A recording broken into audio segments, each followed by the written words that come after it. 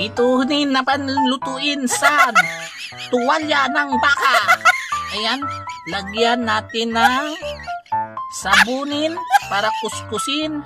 Aglabahin ang tuwalya ng bakahin. Ayan, kinusok-kusok na ni auntie. Lagyan ng sabon. Ayan, kinuskusin. Bula-bulain. Tanggalin ang dumihin. Ayan, isawsaw sa kumukuluing tubigin. Lagyan ng tanglarin. Bato. Ano yung bato? Parang ewan. Tapos, ayan, kumukuluin na. Tapos, tanggalin. Ilagay ulit sa kumukulo na tubigin. Lagyan ng, tawasin.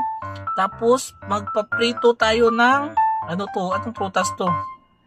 Yung yan eh. Ang tawag nito, nakalimutin ko na ang pangalan.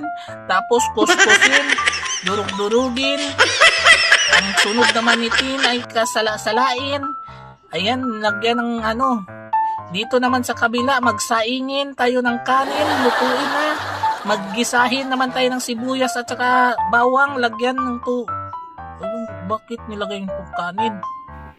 Nalilituhin na naman ako sa lutuin ni auntie. Ano naman to? Lagyan ng kulay-kulay. Kulay pink. Tapos, lagyan ng steam uulit. Tapos yung tuwalya, ayan na, biling-biling na. Tapos hiwa-hiwain. Lagyan ng dinurog na, ano ba yun? Tapos prituhin. Para pasarapin ang lutuin ni antihin, salain, para tanggalin ang mantikain. Dito naman sa sunod, maggisa na naman tayo ng sibuyas dahon, sili na green, siling pula pala, ginisa na naman ng tuwalya. Anuhin na naman yan. Parang basahan na naman yung nilabhan.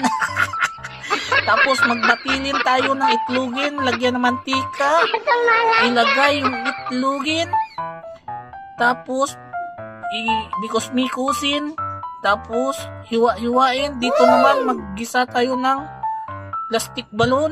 Ayan. Salain, ilagay sa baunin para ayan, hiniwa-hiwa ng itlog. Dito naman ang final is gulaman. Ito gulaman na talaga to. Ilagay sa gata ng kasirola, pakuluin, mikos-mikusin. Tapos kumukulo na, lumalapot na, ilagay ulit sa kasirola. Lagyan ng chuko-chuko. Ayan, biskwit na yan, dinurog. Ayan, yung palang technique. Parang matino na itong gawa ni atihin. Parang agsarapin na kainin. Ayan na, i-steam pala yan. Para maging, dito naman sa kabila, ano na naman itong gagawin ni atihin. Nalilito na naman si atihin. Hinalo-halo. Tapos, ano naman to? Ang dami namang style ng mga luto ni auntie. Diyos ko, unlaya ng ilo. Ano yung itlog yun ng may ilo? Tapos gatas. Oh, wow, ayan na ang finished product. The best talaga si auntie.